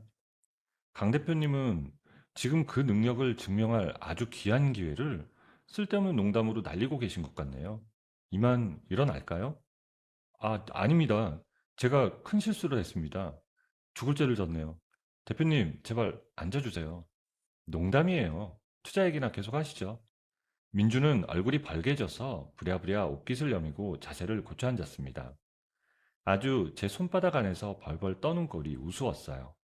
그로부터 2주가 더 지났습니다. 저는 민준을 몇 번 더 만나주며 투자를 할 것처럼 희망을 주었다가 다시 매몰차게 거절하기를 반복했습니다. 간이 바짝바짝 타들어간 민주는 완전히 이성을 잃고 자기가 손해를 보더라도 제게 유리하게 계약 조건을 다 뜯어고쳐서 바쳤습니다. 그러더니 어느 날 밤 민준에게서 문자 한 통이 띠링하고 날아왔어요. 백소연 대표님, 말씀하신 투자금 전액 제가 다 마련했습니다. 회사 공금 다 털고 제 개인 집과 재산까지 싹 다 끌어모았습니다. 제발 저를 한 번만 믿어주십시오. 저는 문자를 읽고 코웃음을 치며 휴대폰 화면을 꺼버렸습니다. 회사 공금과 개인 자산뿐이 아니라는 걸 저는 다 알고 있었습니다. 강 회장님의 정보망을 통해 이미 다 확인을 끝낸 상태였어요. 강민준, 그 악마 같은 인간은 제가 실종되자마자 썩어 빠진 브로커에게 뒷돈을 주고 제 가짜 사망진단서를 만들었습니다. 그리고 제 목숨값으로 나온 어마어마한 생명보험금까지 싹 다 빼돌렸습니다. 지금 그 돈까지 몽땅 긁어모아 제 가짜 회사에 갖다 바치겠다고 저 난리를 치는 것이었습니다. 저는 여유롭게 소파에 기대어 강 회장님께 전화를 걸었어요. 회장님, 물고기가 미끼를 꽉 물었습니다. 돈 받을 계좌 활짝 열어두세요. 오늘 다 들어올 겁니다. 그래요, 수고했소. 바로 다음날 아침 박민준이 가진 전 재산과 회사 돈, 그리고 제 목숨값인 보험금까지 아주 깔끔하게 제 가짜 회사 계좌로 몽땅 입금되었습니다. 저는 입금 완료 문자를 보고 통쾌하게 미소 지었어요. 강민준을 빈털터리로 만들었으니 그 다음 타자는 시어머니 이말순이었습니다. 강 회장님이 붙여둔 사람을 통해 저는 시어머니가 매일같이 서울 최고급 백화점 VIP 라운지에 출근 도장을 찍는다는 걸 알았습니다. 제가 다치기 전에는 동네 시장만 다니던 노인네가 제 돈을 훔쳐서 아주 사모님 행세를 하고 다니는 것이었어요. 저는 제일 비싸고 화려한 옷을 입고 시어머니가 오는 시간에 맞춰 백화점 라운지로 들어갔습니다. 시어머니는 제일 푹신한 소파에 떡하니 기대앉아 M1 백화점 직원에게 커피가 식었느니 어쩌느니 하며 큰 소리로 진상을 부리고 있었습니다. 저는 사뿐사뿐 걸어가 시어머니 바로 옆자리에 앉으며 백화점 직원을 조용히 불렀습니다. 저기요, 아까 제가 산 가방 저쪽 어머님께 좀 갖다 드리세요. 직원이 깍듯이 인사를 하며 1,000만 원이 넘는 최고급 한정판 명품 가방을 시어머니 탁자 앞에 조심스럽게 내려놓았습니다. 시어머니는 눈알이 튀어나올 것처럼 동그랗게 뜨고 저를 쳐다보았습니다. 어머, 이게 웬 겁니까? 이렇게 비싼 걸 나한테? 오늘 백화점에 왔다가 어머님을 뵀는데 기품이 철철 넘치시는 게 어쩐지 엄청 귀한 집 사모님 같으셔서요. 그 가방이 어머님 분위기랑 찰떡같이 어울릴 것 같아서 제가 그냥 선물로 하나 샀습니다. 아휴, 어머나, 세상에. 내가 이 가방 엄청 갖고 싶어서 눈독 들이고 있었는데 어쩜 젊고 예쁜 사모님이 이렇게 눈썰미가 좋고 통이 클까? 돈과 명품 앞에서는 핏줄도 버릴 노인네였습니다. 시어머니는 제가 건네는 간지러운 아부와 1,000만 원짜리 명품 가방에 완전히 정신을 빼앗겨 버렸어요. 30분도 지나지 않아 시어머니는 제 손을 덥석덥석 주물럭거리며 찰싹 달라붙었습니다. 우리 앞으로 백화점에서 자주자주 봐요. 나 늙었다고 피하지 말고 사모님 같이 교양 있고 돈 많은 분이 내 옆에 꼭 있어야 해. 전화번호 좀 빨리 줘봐요. 저는 속으로 퀴즈를 부르며 백소연이라고 적힌 빳빳한 명함을 시어머니 손에 꼭 쥐어주었습니다. 그날 늦은 밤 저는 거실 소파에 앉아 첨년 최유라의 전화번호로 문자를 하나 보냈습니다. 발신자 번호는 띄우지 않았어요. 그리고 강민준이 전 재산을 털어 백소연이라는 젊은 여자 회장에게 거액의 돈을 홀랑 다 갖다 바쳤다는 은행 이체 내역서를 사진으로 찰칵 찍어 보내버렸습니다. 최우라 쪽에서는 한참 동안 아무 답장도 오지 않았어요. 하지만 딱 1시간 뒤 첨년과 남편이 살고 있는 집 안에서 터진 난리가 강 회장님이 미리 심어둔 도창기를 통해 생생하게 들려왔습니다. 야, 강민준, 너 미쳤어? 이 백소연이란 젊은 년은 도대체 누구야? 내 돈, 내 집, 네가 뭔데 내 허락도 없이 그 큰 돈을 다 딴 년한테 줘? 아니야, 너 오해하지 마. 이건 투자를 받기 위해서 내가 일부러 큰 돈을. 다 사업 때문에 그런 거야. 사업 좋아하네, 이 개자식아. 너 나 속이고 뒤로 딴 년 만난 거지? 내 돈 당장 안 내나? 아, 이 미친 여자가 어디서 남편한테 소리를 질러. 입 다물어. 뭔가 요란하게 부서지는 소리와 함께 뺨을 때리는 둔탁한 소리가 났습니다. 그 뒤로 채유라가 바닥에 나뒹굴며 비명을 지르는 소리가 이어폰을 타고 생생하게 들려왔습니다. 두 인간이 돈 때문에 눈이 뒤집혀 아주 개싸움을 벌이고 있었어요. 저는 조용히 귀에서 이어폰을 빼고 통유리 창밖을 내려다보았습니다. 옆 흔들의자에 앉아 여유롭게 따뜻한 차를 마시던 강 회장님이 박수를 짝짝 쳤습니다. 훌륭해. 짐승들이 돈 앞에서 물어뜯고 싸우는 꼴이 아주 볼만하구만. 드디어 두 번째 막이 올랐어. 저는 회장님의 칭찬에도 아무 대답 없이 꼿꼿하게 서 있었습니다. 반짝이는 서울 도심의 불빛이 제 차가운 두 눈동자에 비쳤습니다. 고작 돈 몇 푼 잃고 싸우는 이 정도로 통쾌해야 할 제가 아니었습니다. 이것은 아주 자그마한 예고편에 불과했어요. 진짜 무섭고 잔인한 지옥불은 이제 막 타오르기 시작했을 뿐이었습니다. 치밀하게 준비했던 복수가 드디어 끝을 향해 달려가던 어느 늦은 오후였습니다. 저는 오피스텔 회장실 책상 앞에 앉아 가짜 투자회사에 모인 강민준의 전 재산을 어떻게 깔끔하게 빼돌릴지 서류를 훑어보고 있었습니다. 딱 사흘. 사흘만 지나면 그놈은 길거리에 낳는 완벽한 알거지가 될 참이었어요. 그때 책상 위 휴대폰이 요란하게 울렸습니다. 강 회장님이었어요. 백 대표, 지금 당장 들어야 할 긴급 보고가 있어. 무슨 일입니까? 첨년 최유라가 도끼를 품고 움직였어. 당신 아이들이 납치됐어. 저는 그 말을 듣는 순간 머리를 한 대 얻어맞은 것처럼 온몸이 딱딱하게 굳어버렸습니다. 오늘 오후에 학교 앞 삼거리에서 그 여우 같은 년이 애들한테 아빠가 큰 교통사고가 났다고 뻥을 쳤어. 놀란 애들이 제 발로 그년 차에 올라탔고 방금 위치 추적을 해보니 시 외곽에 있는 아주 우스한 폐공장에 애들을 감금해 둔 것으로 확인이 됐고 저는 덜덜 떨리는 손으로 전화기를 귀에 바짝 붙인 채 자리에서 벌떡 일어났습니다. 정확한 위치 알고 계시죠? 지금 당장 좌표 문자로 찍어 보내겠소. 그런데 일이 더 심각하게 꼬였어. 강 회장님의 목소리가 무섭게 낮아졌습니다. 우리 도청기가 잡혔어. 강민준 그 악마 같은 놈이 돈 뺏긴 걸 알고 완전히 눈이 뒤집혔어. 오늘 밤에 폐공장으로 가서 그 첩년을 자기 손으로 직접 죽이고 가스 폭발 사고로 싹 다 위장해버릴 계획이요. 당신 아이들은 그 공장 안에 묶어둔 채로 말이요. 저는 책상을 주먹으로 미친 듯이 내리쳤습니다. 심장이 입 밖으로 튀어나오는 것 같이 쿵쾅거리고 숨이 턱턱 막혀왔어요. 그 새끼 언제 움직인다고 했습니까? 오늘 밤이요. 시간이 없어. 저는 대답도 하지 않고 전화를 또 끊어버렸습니다. 책상 위에 펼쳐져 있던 투자금 회수 서류들을 몽땅 서랍에 쑤셔 넣어버렸어요. 복수? 돈? 그딴 건 이제 아무 상관이 없었습니다. 불길 속에 갇혀 죽어갈 내 새끼들을 살리는 게 먼저였어요. 저는 책상 서랍 깊숙한 곳에서 차키와 묵직한 호신용 3단봉을 꺼내 주머니에 찔러 넣었습니다. 옷장을 거칠게 열어젖히고 거추장스러운 정장 재킷을 벗어던진 뒤 움직이기 편한 까만 점퍼를 꿰입었습니다.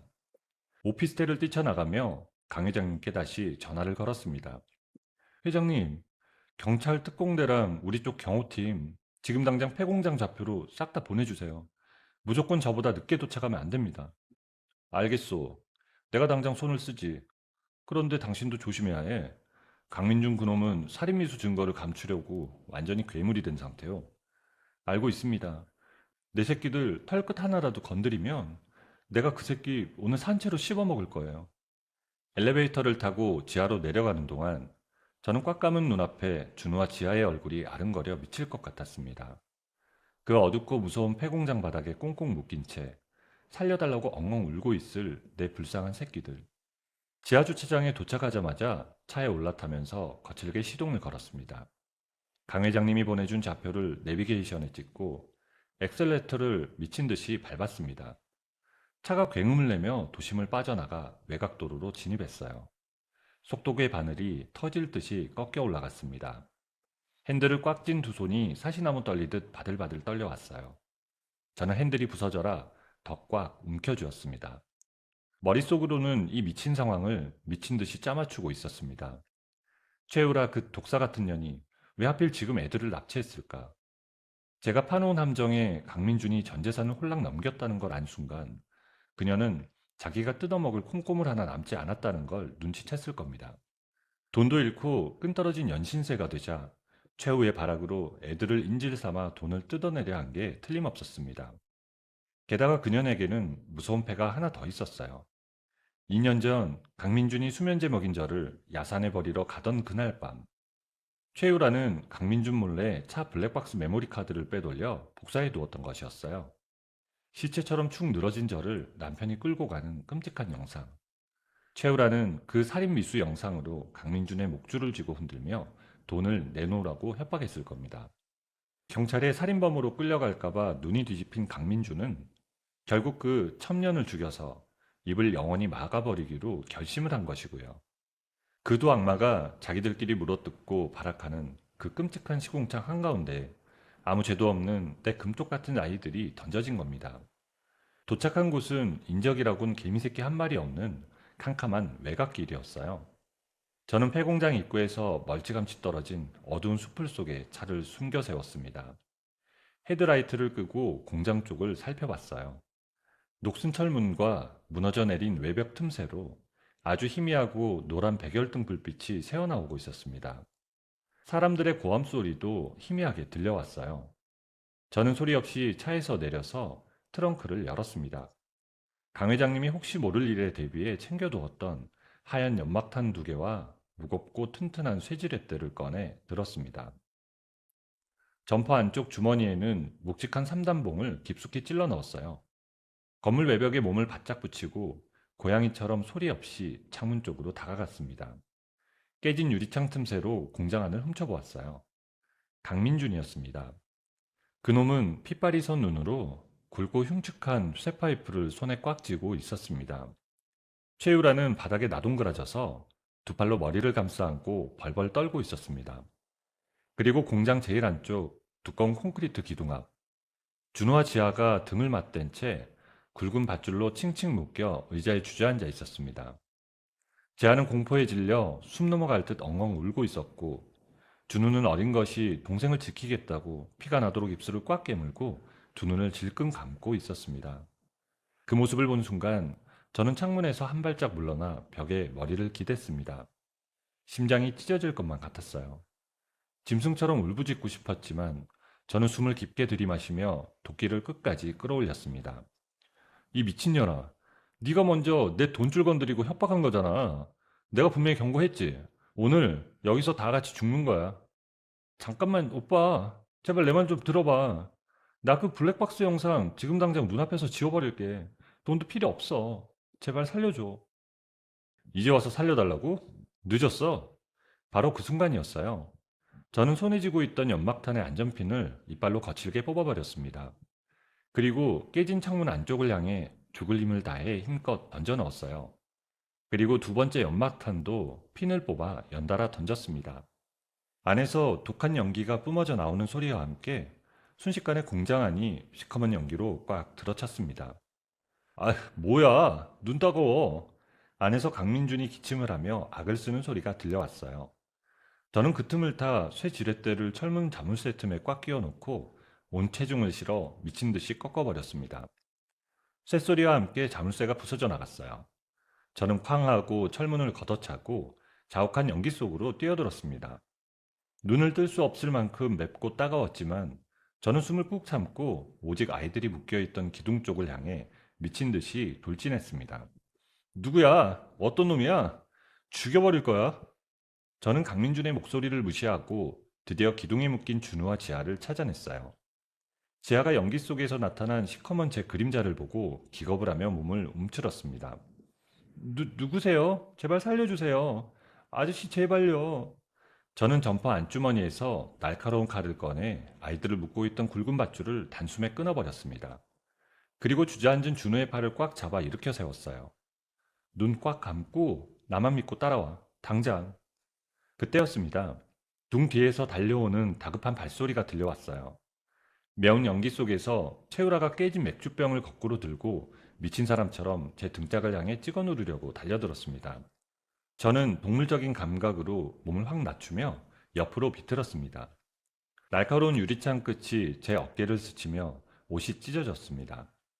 저는 그 반동을 이용해 빙그르르 돌며 뻗어오는 최유라의 발목을 구두발로 무자비하게 걷어차 버렸어요. 최유라가 비명을 지르며 흙바닥에 얼굴을 쳐박고 고꾸라졌습니다. 그 틈에 준우가 지하의 손을 이끌고 공장 출구 쪽으로 필사적으로 달리기 시작했어요. 저도 아이들을 보호하며 바짝 뒤따라 뛰었습니다. 그런데 그 순간 매운 연기가 휙 거치면서 강민준이 시뻘건 눈을 부릅뜨고 제 앞을 딱 가로막았습니다. 그놈의 손에는 쇠파이프 대신 시퍼렇게 날이 선 식칼이 들려 있었습니다. 너는 또 뭐야? 내 앞길 막는 것들 다 가만 안 둘 거야.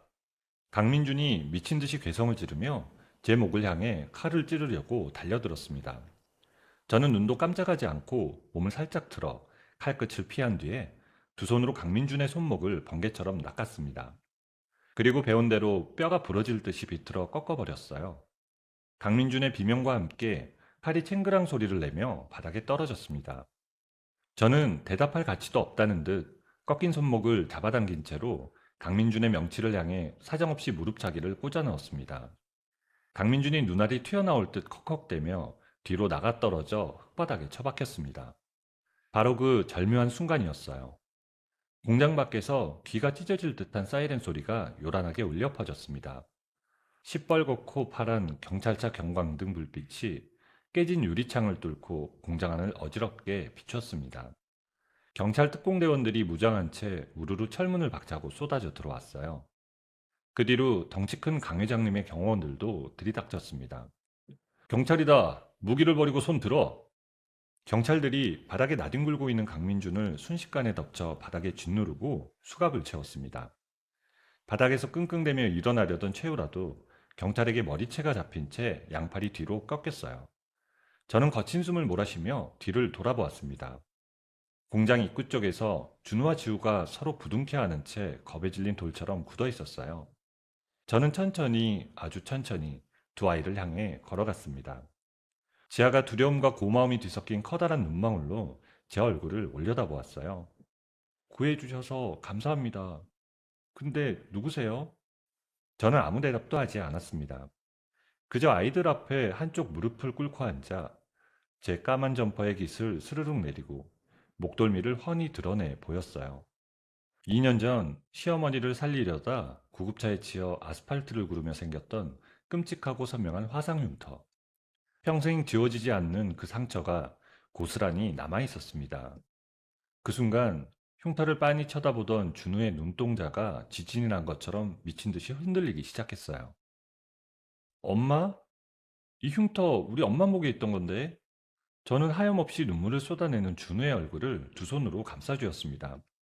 그래, 준우야, 지아야, 엄마야. 지옥에서 돌아온 너희 엄마야. 준우가 그 자리에 털썩 무너지며 통곡을 터뜨렸습니다. 지아도 그 흉터를 알아보고는 무릎이 꺾이면서 제품으로 미친 듯이 파고들었습니다. 두 아이가 제 목을 끌어안고 짐승처럼 엉엉 울기 시작했어요. 바로 뒤쪽에서 수갑이 채워진 채 발버둥 치던 강민준의 악쓰는 소리가 들려왔습니다. 이보연? 너 보연이 맞지? 아니야, 그럴 리가 없어. 네가 어떻게 살아있어? 너 죽었잖아. 이 짐승 같은 게 네가 백소연이었어? 저는 강민준 쪽으로는 단 한 번도 고개를 돌리지 않았습니다. 그저 제품에 안겨 서럽게 우는 내 불쌍한 새끼들의 등을 두 손으로 미친 듯이 꽉 끌어안았습니다. 악마의 죗값을 묻는 진짜 지옥은 이제부터 시작이었습니다. 경찰이 강민준과 최유라의 팔목에 수갑을 채워 끌고 간 다음날 아침이었어요. 저는 오피스텔에 앉아 강 회장님께 전화를 걸었습니다. 회장님, 언론사 쪽은 다 준비되셨어요? 어젯밤에 기자들한테 자료 싹 다 넘겼어. 오늘 오전 중으로 뉴스마다 대문짝만하게 터질 거요. 저는 전화를 끊고 노트북을 열었습니다. 아니나 다를까 1시간도 채 지나지 않아 모든 방송국 뉴스에서 정규 방송을 끊고 속보를 쏟아내기 시작했습니다. 화면 속 앵커가 심각한 얼굴로 강민준의 더러운 제목들을 낱낱이 읽어내려갔습니다. 수백억 대 회사 공금 횡령, 하반시 마비아 안의 야산 유기, 그리고 끔찍한 살인 미수 사건의 전말이 밝혀졌습니다. 뉴스 화면에는 2년 전 최유라가 차 안에서 찍어둔 블랙박스 영상이 아주 선명하게 흘러나오고 있었습니다. 캄캄한 어둠 속에서 약에 취해 시체처럼 축 늘어진 제 몸을 강민준이 짐짝처럼 끌고 가 산속에 내다버리는 소름 끼치는 장면이 전국에 생중계되었습니다. 저는 노트북 화면을 딱 덮어버렸어요. 더 이상 그 더러운 꼴을 볼 필요도 없었습니다. 강민준의 회사는 그날 오후부터 도미노처럼 무너져 내렸습니다. 주가 조작과 어마어마한 횡령 사실까지 까발려지면서 주식 거래는 당장 정지되었고 이틀 뒤에는 아예 회사가 공중분해되어 버렸어요. 강민준이 저한테 투자하겠다고 끌어모았던 전 재산은 이미 제 가짜 회사를 통해 먼지처럼 흔적도 없이 빠져나간 뒤였습니다. 강민준에게 남은 것은 단돈 10원짜리 하나 없는 완벽한 알거지 신세뿐이었어요. 재판은 아주 빠르게 매섭게 끝났습니다. 빼도 박도 못하는 블랙박스 영상과 횡령 증거들, 게다가 폐공장에서 아이들을 감금하고 최유라를 죽이려 했던 죄까지 모조리 얹어져 강민준은 징역 15년이라는 무거운 벌을 받았습니다. 최유라 역시 아이들을 납치한 흉악범으로 찍혀 곧바로 캄캄한 여성교도소에 갇혀버렸어요. 두 악마가 철창 신세를 지게 되었던 소식을 들은 날 저녁, 저는 오피스텔 창가에 혼자 가만히 서 있었습니다. 방방 뛰며 기뻐할 줄 알았는데 이상하게도 통쾌하거나 눈물이 날 만큼 슬프지도 않았습니다. 그저 15년 동안 제 어깨를 짓누르던 무거운 바위덩어리 하나가 쿵하고 굴러떨어진 것처럼 마음이 텅 빈 듯 평온했습니다. 며칠 뒤 강 회장님에게서 전화가 왔어요. 시어머니 이말순 노인네 소식 들었어? 무슨 일인데요? 아들놈이 15년 징역 살게 됐다는 뉴스에 집이고 재산이고 몽땅 압류당해서 길바닥에 나앉게 생겼다는 소리까지 한꺼번에 듣더니 그 자리에서 거품을 물고 픽 쓰러졌다 하더군. 급성 뇌졸중이라는데 오른쪽 팔다리가 마비돼서 이제 평생 반신불수로 똥오줌 받아내며 살아야 한다는구만. 저는 그 말을 듣고 가만히 입술을 깨물었습니다. 어떡할 거요? 면회라도 한번 가볼 생각이요? 네, 가봐야죠. 시어머니 이말순 여사가 갇혀있는 곳은 도시 외곽에 있는 아주 싸구려 요양원의 제일 구석진 방이었습니다. 손바닥만한 창문으로는 햇빛 한 줌 들어오지 않아 방 안은 퀴퀴하고 어두컴컴했습니다. 그 좁은 침대에 삐딱하게 누워있는 시어머니는 오른쪽 팔다리를 통나무처럼 쓰지 못했습니다. 침대 옆 작은 탁자 위에는 싸구려 플라스틱 밥그릇이 놓여 있었는데 시어머니는 멀쩡한 왼손으로 숟가락질을 하려다 자꾸 덜덜 떨며 밥알을 질질 흘리고 있었습니다. 저는 방문 앞에 우두커니 서서 그 비참한 꼴을 아주 오래 지켜보았습니다. 제가 온 낌새를 느꼈는지 시어머니가 고개를 획 돌렸습니다. 하지만 수술로 얼굴이 완전히 바뀐 저를 며느리라고는 꿈에도 생각 못하고 그저 멍청한 눈으로 쳐다만 보았어요. 저는 구두 소리를 또각또각 내며 방 안으로 당당하게 걸어 들어갔습니다. 그리고 탁자 위에 놓인 시어머니의 밥그릇을 아무렇지도 않게 휙 집어 들었습니다. 저는 그 밥그릇을 시어머니 눈앞의 더러운 바닥에다 사정없이 내동댕이 쳐버렸어요. 그릇이 바닥에 구르고 하얀 밥알과 반찬 찌꺼기가 사방으로 흉하게 튀었습니다. 시어머니는 눈알이 튀어나올 것처럼 동그랗게 뜨고는 기겁을 했습니다. 이게 무슨 미친 짓이야? 너 누구야? 저는 침대에 꼼짝없이 누워 발버둥 치는 시어머니를 마치 아주 더러운 벌레를 보듯 차갑게 깔아뭉개며 내려다보았습니다. 그 비참한 노인네의 모습 위로 15년 전 휠체어에 앉아 구박받던 제 불쌍한 모습이 겹쳐 보였어요. 기억 안 나세요? 반찬이 너무 짜서 밥맛이 없다고 며느리 밥상을 엎어버리고 그릇 던지시던 거요. 저도 옛날 생각나서 한번 똑같이 따라해봤는데 기분이 어떠세요? 시어머니의 주름진 얼굴이 흑빛으로 변하며 무섭게 굳어버렸습니다. 가늘게 떨리던 눈동자가 저를 뚫어지게 쳐다보더니 이내 사시나무 떨듯 온몸을 바들바들 떨기 시작했어요. 너 혹시 설마. 저는 말없이 까만 점퍼의 깃을 스르륵 내리고 제 목덜미에 흉측하게 남아있는 화상용토를 똑똑히 보여주었습니다. 시어머니의 입이 찢어질 듯 떡 벌어졌습니다. 귀신이야. 호연이 귀신이 왔어. 사람 살려. 아쉽네요. 저 아직 시퍼렇게 살아있어요. 어머니 아들놈이 저를 산재물로 바치려고 내다버렸는데 독을 품고 안 죽었거든요. 시어머니는 발작하듯 왼손으로 침대 난간을 꽉 움켜쥐고 몸을 뒤로 쭉 빼려고 했습니다. 하지만 마비된 오른쪽 몸뚱이는 꼼짝도 하지 않았고 침대 밖으로 굴러 떨어질 뻔하며 꿀사납게 허우적거렸습니다. 제가 그 시커먼 산속에서 두 다리를 질질 끌며 산을 기어 내려올 때 어머니 얼굴을 수천 번, 수만 번도 더 떠올렸어요. 흙바닥을 파느라 손톱이 10개 다 빠져나가고 바위에 찍혀 무릎이 너덜너덜 찢어질 때마다 어머니가 제게 한 그 악독한 짓거리들을 하나하나 다 씹어삼키며 버텼다고요. 아니야. 나 정말 몰랐어. 민준이 그 미친놈이 널 산에다 버릴 줄은 꿈에도 몰랐다고. 몰랐다고요? 거짓말 마세요. 저는 다리에 힘이 풀려 주저앉으려는 시어머니 옆에 바짝 쪼그려 앉아 시어머니의 흔들리는 두 눈동자를 뚫어지게 쳐다보았습니다. 거실에서 어머니 아들놈이랑 무슨 더러운 꿍꿍이를 꾸몄는지 다 기억하시죠? 제가 며칠을 굶어 죽어가고 있을 때 아주 다정하게 수면제 든 전복죽을 써서 제 방에 갖다 준 인간이 바로 어머니시잖아요. 시어머니는 더 이상 변명 한마디 하지 못하고 숨을 헐떡였습니다. 삐뚤어진 입술만 시퍼렇게 질려 파르르 떨고 있었어요.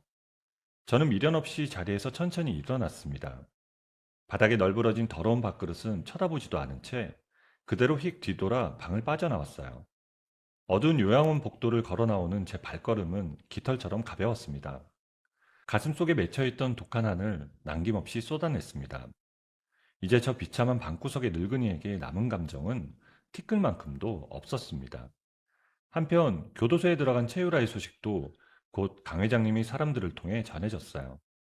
최유라는 빵 동기들 사이에서 바깥에서 남의 가정 파탄 내고 남자 등쳐먹다 온 꽃뱀이라는 소문이 쫙 퍼졌다고 합니다. 그 안에서 기가 센 죄수들에게 매일같이 머리채를 잡히고 화장실 청소를 도맡아 하며 하루도 편할 날 없이 지옥 같은 감방 생활을 하고 있다는 아주 통쾌한 이야기였어요. 저는 그 이야기를 전해 듣고도 그냥 희미하게 웃고 말았습니다. 10년 묵은 체증이 싹 내려가지 않소? 기분이 어때? 잘 모르겠습니다, 회장님. 강 회장이 의외라는 듯 하얀 눈썹을 휙 치켜 올렸습니다. 복수하고 나면 미친 듯이 기쁠 줄 알았는데 그냥 이제 진짜 이 끔찍한 악몽이 다 끝났구나 하는 안도감밖에 안 듭니다. 강 회장님은 제 얼굴을 가만히 쳐다보더니 빙그레 웃으며 고개를 끄덕였습니다. 그로부터 며칠 뒤 강 회장님이 저를 서재로 불렀어요. 무거운 떡갈나무 책상 위에는 두꺼운 서류가 한 뭉치 놓여 있었습니다. 내가 사재를 털어 세운 큰 자선재단이요. 이제 당신이 이 이사장 자리에 앉으시오. 네? 이렇게 큰 자리를 저한테 주신다고요?